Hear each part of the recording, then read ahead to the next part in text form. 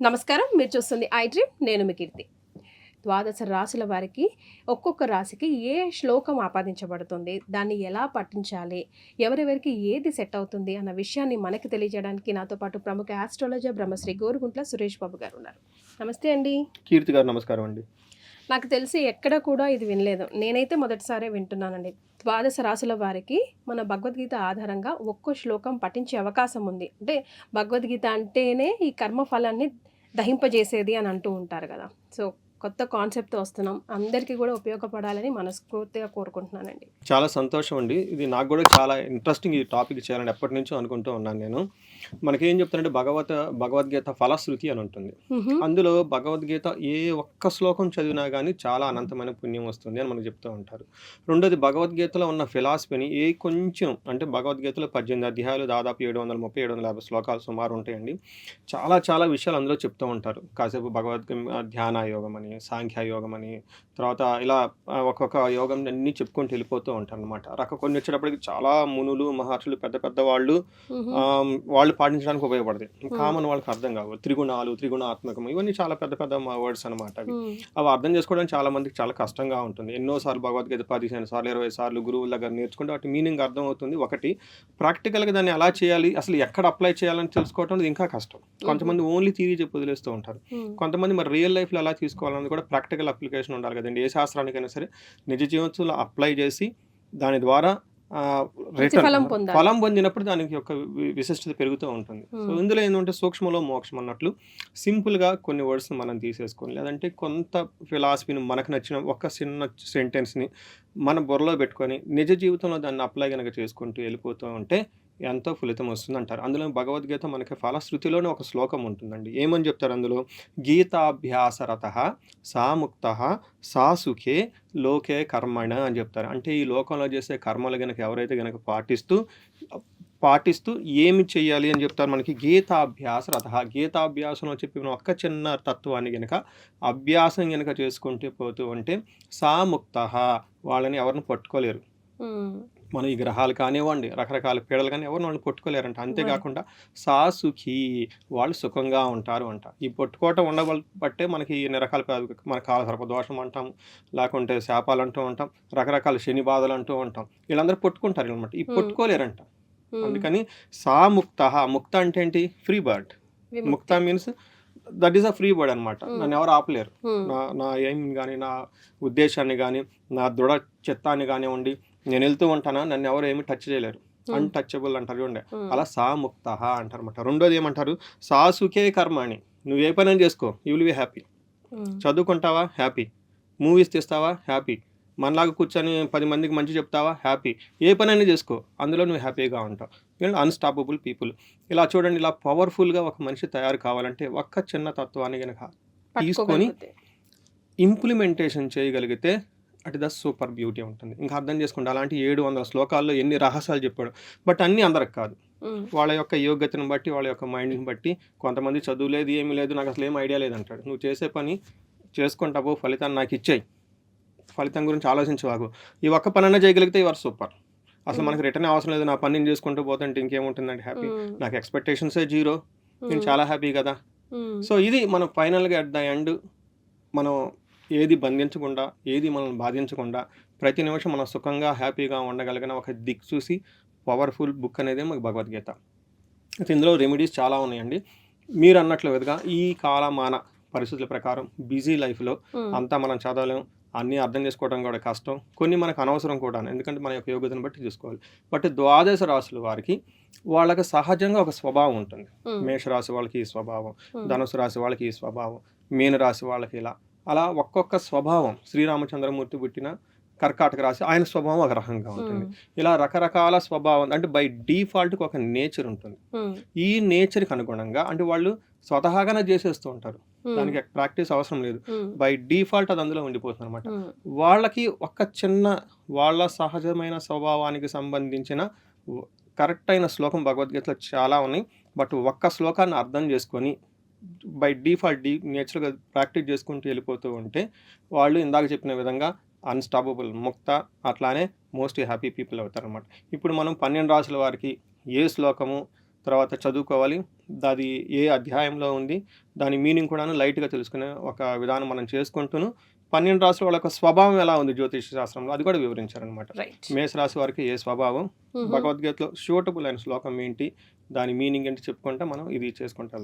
So మేషరాశితో మొదలు పెడదామండి. ఇందులో ఉన్న ఫస్ట్ నక్షత్రాలు చూద్దాం. అశ్విని 1, 2, 3, 4 పాదాలు, భరణి 1, 2, 3, 4 పాదాలు, కృతిక ఫస్ట్ పాదం అంతా ఇందులో ఉంటారు. కొంతమంది మాకు ఈ జన్మ నక్షత్రాలు చదవదన్నప్పుడు నామ నక్షత్రాలు కూడా చాలా ఇంపార్టెంట్.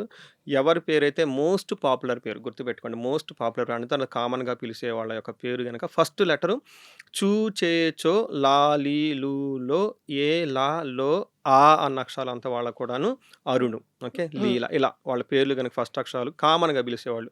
అంటే ఓ పుట్టింట్లో ఒక పేరు, ఇక్కడ ఒక పేరు, అలా కాకుండా కామన్గా పిలిచే పేరు చూసుకుంటే ఇందులో ఉన్న వాళ్ళది కూడాను మనకి మేషరాశి అవుతుంది. ఇందులో ఈ మేషరాశి వాళ్ళ యొక్క స్వభావం చూసుకుంటే వీళ్ళకి 3 రకాల ఒక గుణాలు వీళ్ళకి ఉంటాయండి. సహజంగా ఉంటాయి, వీళ్ళలోనే ఉంటాయి, ఇంకెవరిలో ఉండవు. అంటే వేరే వాళ్ళు ఉండవచ్చు, వీళ్ళలో బాగా అధికంగా ఉంటాయి.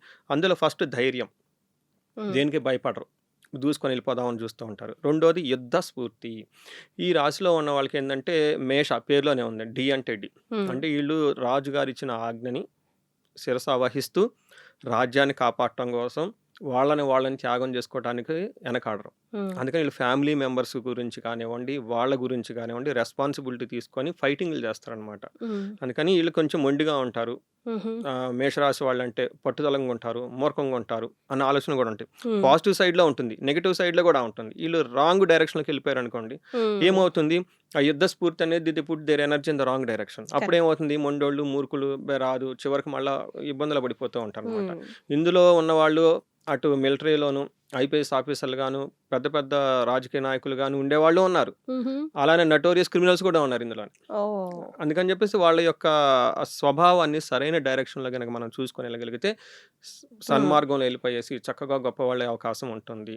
సాముక్తి, సాసుకి, ఈ 2 మాటలు అర్థం చేసుకుంటే అన్‌స్టాపబుల్, ఓకే, వాళ్ళని ఎవరు ఆపలేరు. సాసుకి, they are most happy people అవుతారు. అందుకని వీళ్ళకి కార్యనిశ్చయం, ఏ పని ఎప్పుడు చేయాలో వీళ్ళకి తెలిసినంతగా ఇంకెవరికి ప్రపంచంలో తెలియదండి. వార్ స్ట్రాటజిస్ట్, ఎనిమి వస్తున్నారా, ఏం చేయాలి ముందుగానే పసిగట్టేస్తారు. పసిగొట్టేసి తన అనుగుణంగా మార్చేసుకొని డిఫెన్స్లో పెట్టేసుకొని వెళ్ళిపోతూ ఉంటారు అనమాట. దూసుకొని వెళ్ళిపోతూ ఉంటారు. వేరే వాళ్ళ గురించి ఎంత ప్రాణాలు ఇస్తారో కొన్నిసార్లు వాళ్ళు కూడా కోల్పోతారు. ఇది చాలా ఇంపార్టెంట్ అనమాట. మరి భగవద్గీతలో ఏం చెప్పింది ఇలాంటి వాళ్ళ గురించి, ఇలాంటి వాళ్ళ స్వభావాల గురించి ఒక శ్లోకమే భగవద్గీతలో శ్రీకృష్ణుడు చెప్పేశాడు అనమాట. అది 2వ అధ్యాయంలో 37వ శ్లోకం. గుర్తుపెట్టుకోండి, 2వ అధ్యాయంలో 37వ శ్లోకం. ఇది సాంఖ్యయోగం అంటారు. ఇందులో ఏం చెప్తారు, ఫస్ట్ ఆ శ్లోకం దాని మీనింగ్ మనం చెప్తాను నేను. వీళ్ళకి ఏం చెప్తారు, హతో వా ప్రాప్ససి స్వర్గం జిత్వా వా భోక్షసే మహీం తస్మదుత్తిష్ట కౌంతేయ యుద్ధాయ కృత నిశ్చయః. ఇది శ్లోకం. దీని మీనింగ్ ఏంటంటే వెరీ సింపుల్ అండి. హతో వా ప్రాప్ససి స్వర్గం, పోయావా స్వర్గం వస్తుంది. సపోజ్ ఇన్ కేస్ ఫైటింగ్ చేసావనుకో, భోక్షసే మహీం అంటే రాజు అయిపోతావు. మహిం అంటే భూమిని అనుభవించేస్తావు, అద్భుతాలను అనుభవించేస్తావు, సుఖాలను అనుభవించేస్తావు. ఒకవేళ ఫెయిల్ అయ్యావు అనుకో, బట్ స్టిల్ మీకు స్వర్గం ఉంటుంది అని దాని మీనింగ్. అంటే ఏంటంటే ఇన్ కేసు నువ్వు ధర్మబద్ధంగా ఏదైనా కనుక పని చేస్తూ వెళ్ళిపోతే, కొన్నిసార్లు ఫెయిల్ అయినా కానీ don't worry, you will very happy at the end. ఎందుకంటే మంచి పని గురించి ఒక వ్యక్తి గొప్ప పని చేస్తూ వెళ్ళిపోతున్నాడు, ధైర్యం చేశాడు, సాహసం చేశాడు, ఎవరు చేయలేని పని అతను అక్కడే చేయగలగడానికి గుర్తింపు, పేరు, ప్రఖ్యాత వస్తుంది. మంచిగానే అనుకుంటారు. ఇన్ కేస్ నిజంగా నువ్వు సక్సెస్ అయ్యావనుకో, దానికి సంబంధించిన అప్రిసియేషన్స్, పదవులు, ప్రమోషన్స్ అన్నీ వచ్చేస్తాయి. అట్లీస్ట్ లేదనుకో, నిజంగా జెన్యున్గా పెట్టాడే, తను హానెస్ట్గా ఉన్నాడని ఒక వస్తుంది అనమాట. ఎఫర్ట్స్ అనేది చాలా జెన్యున్గా ధర్మబద్ధంగా పెట్టడం చాలా చాలా ఇంపార్టెంట్. అందుకని ఎప్పుడు ఏం చేయాలి, యుద్ధాయ కృత నిశ్చయ కౌంతేయ అని చెప్తాడు. అందుకని మీరేం చేయాలని తద్దుత్తిష్ట, అందుకని కూర్చోవద్దు, ఉత్తిష్ట, లెగవండి, పైకి లెగిసేయి.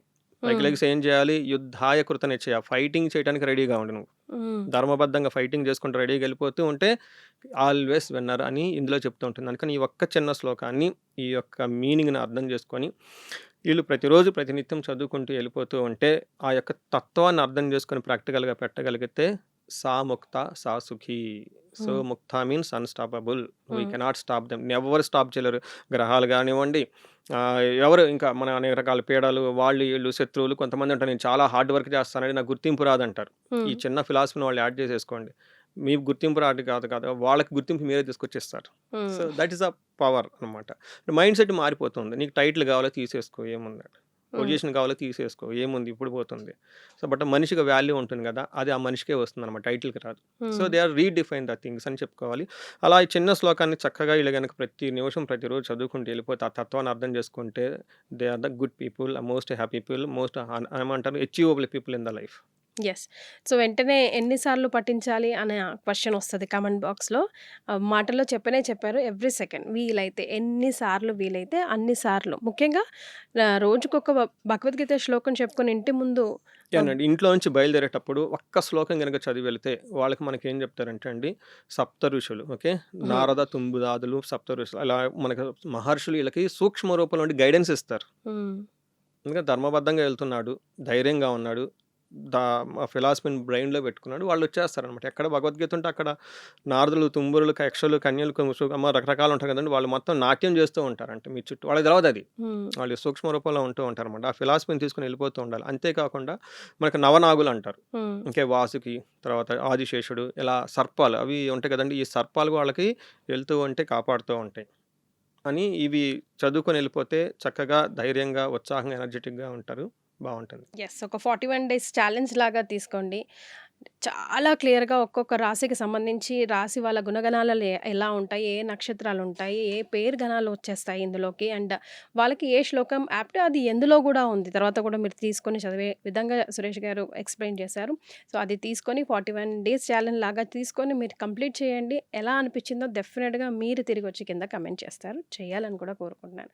చాలా సంతోషం అండి సురేష్ బాబు గారు. ధన్యవాదాలు. కీర్తి గారు, ధన్యవాదాలు మీకు, మీ టీంకి, మీ స్టాఫ్కి. ఇది మీకు చెప్పిన వెంటనే ముందు అర్థం చేసుకొని చేద్దామని అంటాం, టైం స్పెండ్ చేయటం. సో ఈ అవకాశం ఇచ్చిన మీకు, యాజమాన్యానికి, అట్లా ఐ డ్రీమ్కి, టెక్నీషియన్కి, ప్రతి ఒక్కరికి చాలా చాలా ధన్యవాదాలు. వాళ్ళకు కూడా అష్టైశ్వర్యాలు కలగాలి, భోగభాగ్యాలు కలగాలి, ఎప్పుడూ నవ్వుతూ ఉండాలని చెప్పేసి నేను కోరుకుంటానండి. చాలా సంతోషం అండి. Our pleasure.